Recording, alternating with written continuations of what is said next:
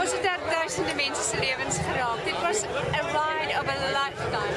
Ons het dageliks gehuil, ons het dageliks gelag, ons het dageliks lief gekry. Ons het net the most incredible receptions dwars oor die hele land gehad. Wow, is al wat ek kan sê.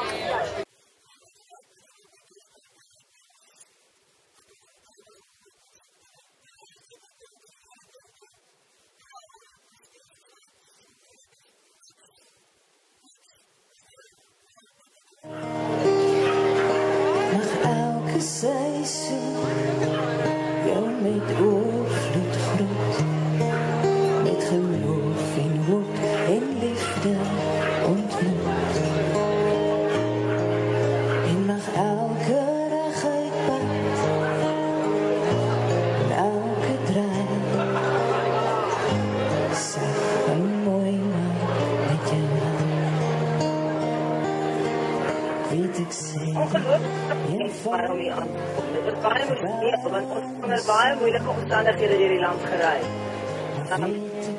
Ongelooflik gereed en water en in ons want die water is so geraak omdat dit ek nie eers met wat duidelik dat ry vir ons en ek hier op